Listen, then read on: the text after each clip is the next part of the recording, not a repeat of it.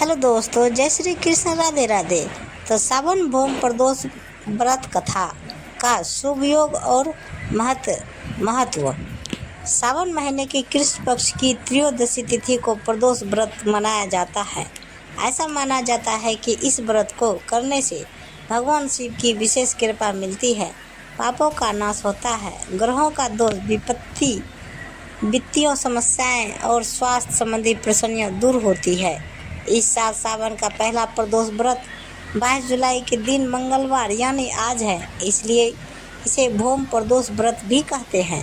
पंचांग के अनुसार जब प्रदोष का दिन सोमवार हो तो उसे सोम प्रदोष, मंगलवार को भौम प्रदोष और शनिवार को शनि प्रदोष कहा जाता है।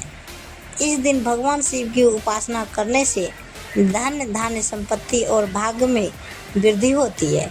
सावन का प्रदोष व्रत भगवान शिव की भक्ति और आशीर्वाद पाने का एक महत्वपूर्ण अवसर है। इसे श्रद्धा और विश्वास से करना चाहिए ताकि जीवन में सुख समृद्धि बनी रहे। सावन भौम प्रदोष व्रत 2025 का शुभ मुहूर्त। इस साल कृष्ण पक्ष की त्रयोदशी तिथि 22 जुलाई यानी आज को सुबह 7:05 बजे से शुरू होकर 23 जुलाई यानी कल सुबह 4:39 पर समाप्त होगी। उदया तिथि के अनुसार प्रदोष व्रत 22 जुलाई यानी आज ही रखा जाएगा।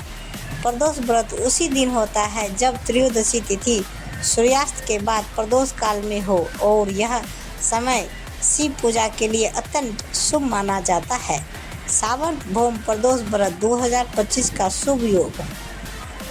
इस बार भौम प्रदोष व्रत का दिन बहुत ही खास माना जाता है। दरअसल 22 जुलाई यानी आज सुबह 5:37 से लेकर सुबह 7:05 तक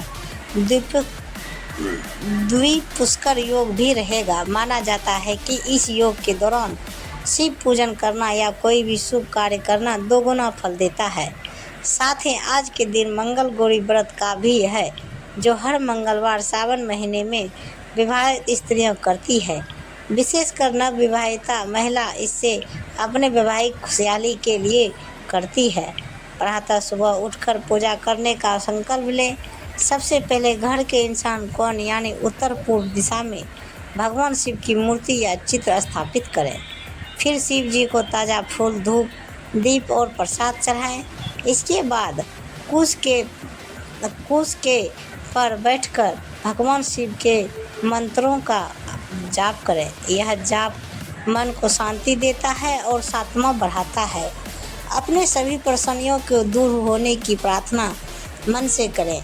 पूजा के बाद ज़रूरतमंद लोगों को खाना खिलाना भी शुभ माना जाता है।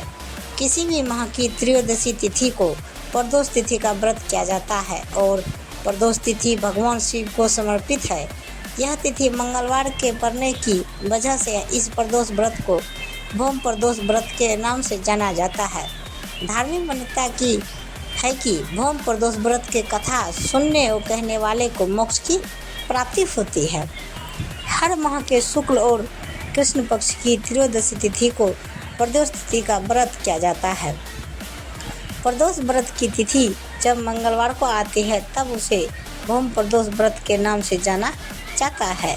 भौम प्रदोष व्रत में कथा सुनना और कहना बहुत पुण्यदायी माना जाता है और इस कथा को पूजा भी पूरी होती है। मान्यता है कि भौम प्रदोष व्रत की कथा सुनने और कहने से देवों के देव महादेव का आशीर्वाद प्राप्त होता है और आर्थिक परेशानियों से मुक्ति मिलती है। तो आइए सुनाते हैं भौम प्रदोष व्रत कथा। भौम सूत जी बोले, अब मैं मंगल त्रयोदशी प्रदोष व्रत का विधि विधान कहता हूँ। मंगलवार के दिन व्याधियों का नाशक है। इस व्रत में एक समय व्रती को गेहूँ और गुड़ का भोजन करना चाहिए। इस व्रत के करने से मनुष्य सभी पापों और रोगों से मुक्त हो जाता है। इसमें किसी प्रकार का संशय नहीं है। अब मैं आपको उस बुढ़िया की कथा सुनाता हूँ जिसने यह व्रत किया, वह मोक्ष को प्राप्त हुई। अत्यंत प्राचीन काल की घटना है। एक नगर में एक बुढ़िया रहती थी। उसके मंगलिया नाम का एक पुत्र था। वृद्धा को हनुमान जी पर पड़ी श्रद्धा थी। वह प्रत्येक मंगलवार को हनुमान जी का व्रत रखकर यथाविधि उनका भोग लगाती थी। इसके अलावा मंगलवार को एक ना एक घर लिपती थी और ना ही मिट्टी खोदती थी। इसी प्रकार से व्रत रखते हुए जब उसे काफ़ी दिन बीत गए तो हनुमान जी ने सोचा कि चलो आज इस वृद्धा की श्रद्धा की परीक्षा करें। वे साधु का वेश बनाकर उसके द्वार पर जा पहुँचे और पुकारा, है कोई हनुमान का भक्त जो हमारी इच्छा पूरी करे। वृद्धा ने यह पुकार सुनी तो बाहर आई और महाराज क्या आज्ञा है। साधु वेशधारी हनुमान जी बोले कि मैं बहुत भूखा हूँ, भोजन करूँगा तो थोड़ी सी जमीन लीप दे। वृद्ध बूढ़ी दुविधा में पड़ गई। अंत में हाथ जोड़कर प्रार्थना की, हे महाराज, लीपने और मिट्टी खोदने के अतिरिक्त जो काम आप कहें वह मैं करने को तैयार हूँ। साधु ने 3 बार परीक्षा करने के बाद कहा, तू अपने बेटे को बुला, मैं उसे औधा लिटाकर उसकी पीठ पर आग जलाकर भोजन बनाऊंगा। वृद्धा ने सुना तो पैरों तले धरती की खिसक गई, मगर वह वचन हार चुकी थी। उसने मंगलिया को पुकारकर साधु महाराज के हवाले कर दिया, मगर साधु ऐसे ही मानने वाले न था। उन्होंने वृद्धा के हाथों से ही मंगलिया को औधा लिटाकर उसकी पीठ पर आग जलवाई।